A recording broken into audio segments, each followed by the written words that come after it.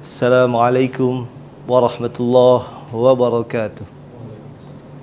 Bismillah walhamdulillah wassalatu wassalamu ala rasulillah Sayyidina wa maulana Muhammadin ibni Abdillah wa ala alihi wa ashabihi wa mawalah. La hawla wa la quwwata illa billah. Amma ba'du. Alhamdulillah, para pemirsa Banten TV dimanapun Anda berada, kita bersyukur kepada Allah Subhanahu wa ta'ala yang masih senantiasa memberikan kita nikmat, sehingga alhamdulillah kita masih dipertemukan dengan bulan suci Ramadan ini. Yang mudah-mudahan kita semua senantiasa diberikan taufik hidayah serta inayah oleh Allah Subhanahu wa ta'ala untuk mudah-mudahan dapat istiqamah dalam beribadah kepada Allah Subhanahu wa ta'ala. Para pemirsa Banten TV yang dimuliakan Allah Subhanahu wa ta'ala, sebagaimana kita maklum bahwa dalam Al-Quran surat Al-Baqarah ayat 183 Allah nyatakan dalam firman-Nya tersebut, A'udzu billahi minasyaitonir rajim. Bismillahirrahmanirrahim. Ya ayyuhalladzina amanu kutiba alaikumus shiyam kama kutiba alal ladzina min qablikum la'allakum tattaqun. Yang artinya, wahai orang-orang yang beriman, diwajibkan atas kalian berpuasa sebagaimana diwajibkan atas orang-orang sebelum kalian, agar kalian menjadi orang-orang yang bertakwa. Dalam ayat ini Allah Subhanahu wa ta'ala menyeru secara khusus. Allah tidak menyeru secara umum sebagaimana yang ada pada ayat lain, ya ayyuhan nas, wahai manusia. Akan tetapi dalam ayat ini Allah Subhanahu wa ta'ala khususkan seruan ini kepada hamba-hambanya yang beriman. Ya ayyuhalladzina amanu, wahai orang-orang yang beriman. Maka seruan ini hendaklah kita sambut dengan gembira.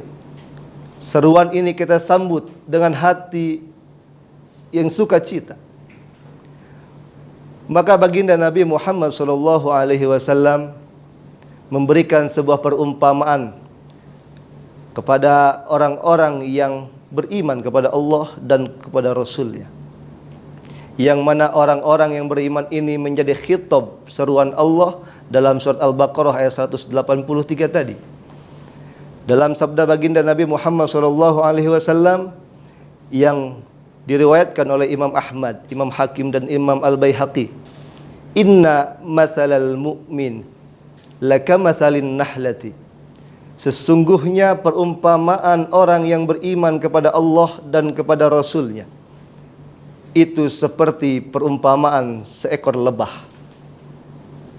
Mengapa dalam hadis ini baginda Nabi Muhammad SAW memberikan perumpamaan seorang mukmin seperti seekor lebah? Maka dalam lanjutan hadisnya dijelaskan oleh baginda Nabi Muhammad SAW bahwa sifat ataupun karakteristik seekor lebah, akalat thayyiban. Yang pertama, yakni seekor lebah selalu memakan yang baik-baik. Maka demikianlah seyogianya seorang mukmin, ia harus memastikan apapun yang masuk ke dalam mulutnya, yang selanjutnya akan masuk ke dalam tubuhnya, itu hendaklah perkara yang baik-baik. Maka kita bercermin dari seekor lebah, kita pastikan zatnya halal, zatnya baik, cara mendapatkannya halal, cara mendapatkannya baik, dan lain sebagainya, sehingga kita bisa memastikan penuh hal tersebut dapat diridhai oleh Allah Subhanahu wa ta'ala. Dan sifat atau karakteristik lebah yang kedua, yakni wawada'at thayyiban. Lebah di samping memakan yang baik-baik, ia pun akan mengeluarkan yang baik-baik. Kita maklum bersama bahwa lebah mengeluarkan madu yang banyak manfaatnya, banyak khasiatnya untuk seluruh atau jutaan manusia. Bisa untuk pengobatan, kesehatan, daya tahan tubuh dan lain sebagainya. Maka demikianlah gambaran seorang mukmin. Hendaknya ia melakukan ataupun mengeluarkan dalam dirinya baik lisan maupun perbuatannya itu yang baik-baik, yang dapat memberikan manfaat kepada setiap orang dimanapun dan kapanpun ia berada. Dan sifat atau karakteristik yang terakhir yang disebutkan oleh baginda Nabi Muhammad SAW, yakni wa waqa'at thayyiban wa waqa'at falam taksir walam tufsid. Dan tatkala seekor lebah itu hinggap di salah satu bunga, maka ia tidak akan pernah mematahkan ataupun merusak bunga tersebut, karena ia mengambil sarifati bunga, karena ia mengambil apa yang ia butuhkan.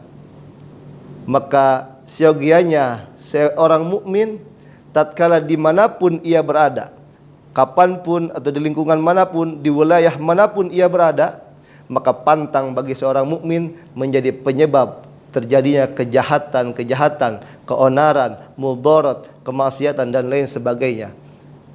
Maka inilah sifat atau karakteristik seorang mukmin yang diharapkan menyambut panggilan Allah ini, seruan Allah ini dengan sukacita, dan harapannya agar menjadi orang-orang yang bertakwa dengan training atau pelatihan di Gembleng 1 bulan Ramadan ini. Mudah-mudahan kita semua senantiasa dalam lindungan dan rahmat dari Allah Subhanahu wa taala serta ampunannya, dan mudah-mudahan puasa kita diterima oleh Allah Subhanahu wa taala. Amin ya rabbal alamin. Wallahul muwaffiq ila aqwamit thariq. Assalamualaikum warahmatullahi wabarakatuh.